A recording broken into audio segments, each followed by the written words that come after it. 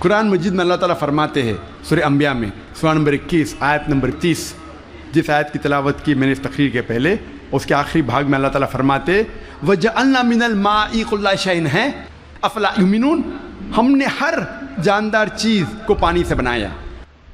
آپ سوچ سکتے ہیں 1400 سال پہلے ریگستان میں جہاں پانی کی قلت تھی، وہاں قرآن مجید میں لکھا ہے ہر جاندار چیز ہم نے پانی سے بنائی۔ کون اسے مان سکتا تھا اس وقت؟ آج جب سائنس ترقی کرنے کے بعد ہمیں پتہ چلتا ہے کہ ہر جاندار چیز میں سیل ہے، اس کا بیسک پارٹ ہے سائٹوپلازم، جس میں 80% پانی ہے، اور ہر لیونگ آرگینزم میں 50 سے 90% پانی ہے، اور ہر جاندار چیز کو جینے کے لیے پانی کی ضرورت ہے۔ قرآن مجید میں لکھا ہے سورہ نور میں سورہ نمبر 24 آیت نمبر 45 میں ہم نے ہر جانور کو پانی سے بنایا۔ قرآن مجید میں لکھا ہے سورہ فرقان میں سورہ نمبر 25 آیت نمبر 54 میں ہم نے ہر انسان کو پانی سے بنایا ہے۔ اب ہم ذکر کریں گے علم نباتات کا۔ نباتات کے معنی ہے باٹنی۔ ہمیں پہلے یہ نہیں پتا تھا کہ پیڑ پودے میں بھی جنس ہے، مؤنث اور مذکر۔ یہ حال ہی میں جب سائنس ترقی کا ہمیں پتہ چلا کہ پیڑ پودے میں بھی مذکر اور مؤنث ہے، جنس ہے۔ قرآن مجید میں اس کا ذکر ہے سورہ طٰہٰ میں سورہ نمبر 20 آیت نمبر 53 میں، آیت نمبر 53 میں اللہ سبحانہ و تعالیٰ آسمان سے پانی برساتا ہے اور اس کے ذریعے پیڑ اور پودے جوڑوں میں پیدا کرتا ہے، مؤنث اور مذکر۔ اللہ تعالیٰ فرماتے ہیں سورہ رعد میں سورہ نمبر 13 آیت نمبر 3 میں کہ ہر پھل ہم نے بنایا جوڑے میں 2 اور 2۔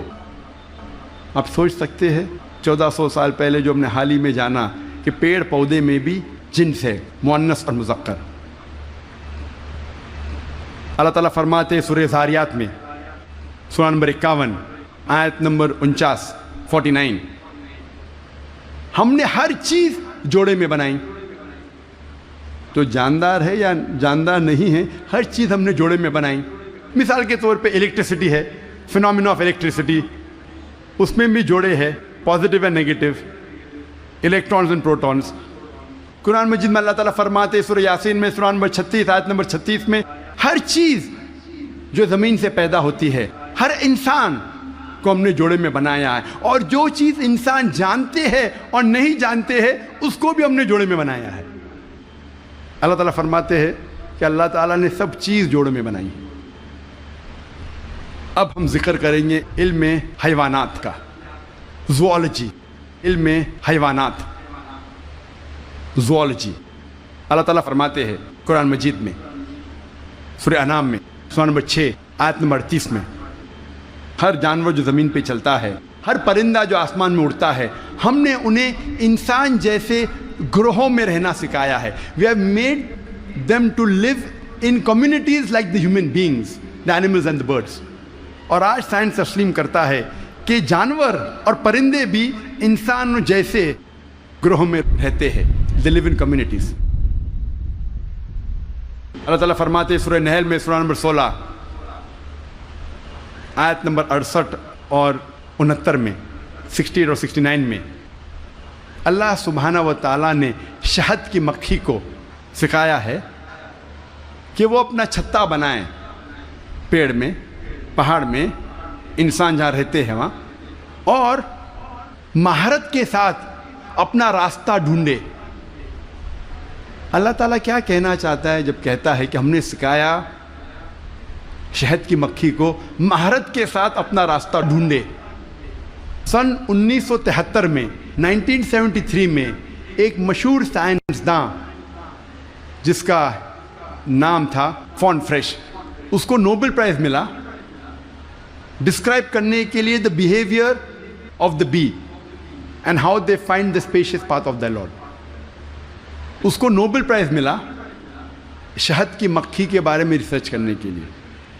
اور فون فریش کہتے ہیں کہ جب بھی کوئی مدھ مکھی، شہد کی مکھی ایک نیا باغیچہ ڈھونڈتی ہے اور ایک نیا پھول ڈھونڈتی ہے جس سے نیکٹر کو لیا جا سکتا ہے، وہ اپنے دوست سے جا کے کہتی ہے یہ نئے پھول کی دشا، اس نئے پھول تک کس طریقے سے پہنچنا اس کا نقشہ بتاتی ہے اپنے بدن کو ہلانے سے، جسے سائنس میں کہتے ہیں بی ڈانس، شہد کے مکھی کا ناچنا، اپنے بدن کو ہلانے کے ذریعے وہ بتاتی ہے کس طریقے سے اس نئے پھول کی طرف آپ پہنچ سکتے ہیں. اور یہ آج سائنس جانتا ہے due to high photographic methods. اور قرآن میں جو شہد کی مکھی جو کام کرتی ہے، جسے انگلش میں کہتے ہیں ورکر بی، اس کا جنس کہا گیا ہے کہ وہ ہے فیمینن، وہ مؤنث ہے. عربی میں کہا گیا ہے فصل کی کلی، مطلب مؤنث. انسان پہلے سمجھتے تھے کہ وہ کام کرنے والی شہد کی مکھی ہے مذکر، میل ہے. اسی لیے شیکسپیئر اپنی کتاب میں لکھتا ہے ہنری the 4 میں کہ سولجر بیز، مرد شہد کی مکھی آپس میں بات کرتے ہیں اور رپورٹ کرتے ہیں راجا کے پاس. آج سائنس کہتی ہے کہ جو کام کرنے والے شہد کی مکھی وہ مذکر نہیں ہے، مؤنث ہے، دے آر فیمینائن. اور وہ راجا کے پاس جا کے رپورٹ نہیں کرتی، وہ رانی کے پاس جا کے رپورٹ کرتی ہے.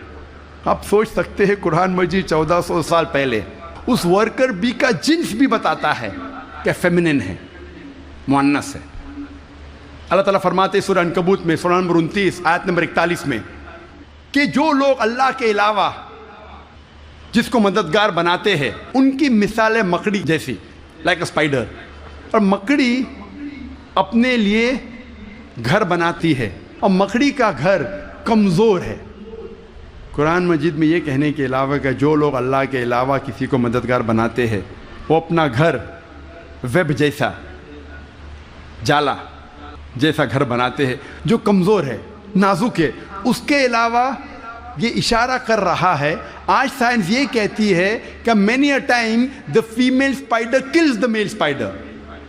مکڑی مکڑے کا قتل کرتی ہے.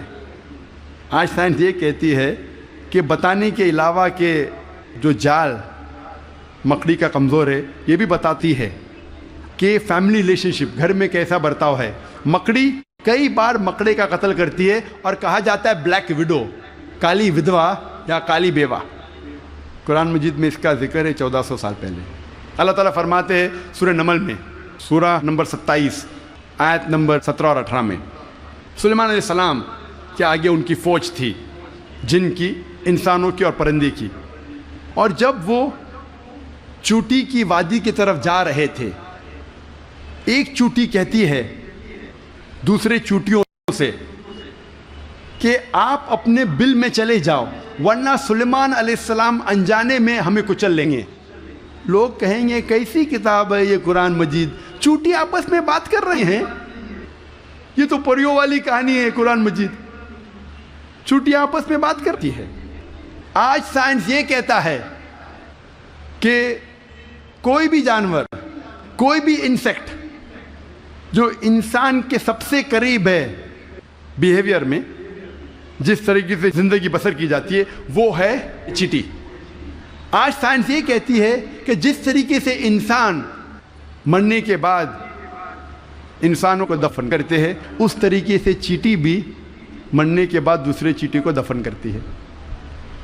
جس طریقے سے دے سوفسٹیکیٹڈ لیبر، چیٹی کے پاس بھی جب وہ کام کرتے ہیں، مینیجر ہے، سپروائزر ہے، فورمین ہے، ورکر ہے، چیٹی اکثر مل کے بات کرتی ہے. آج سائنس یہ کہتی ہے they have a sophisticated method of communication. ان کے بات چیت کرنے کا طریقہ بہت اعلیٰ درجے کا ہے. سائنس یہ کہتی ہے کہ چیٹی اکثر سامان کا لین دین کرتی ہے سوق میں. They are market places where they exchange goods. ہمارے وہاں سوق ہے نا، کیا کہتے ہیں، مارکیٹ، جہاں ہم لین دین کرتے ہیں. اس طریقے سے چیٹی بھی مارکیٹ ان کی ہوتی ہے خود کی، جہاں لین دین کرتی ہے چیزوں کی.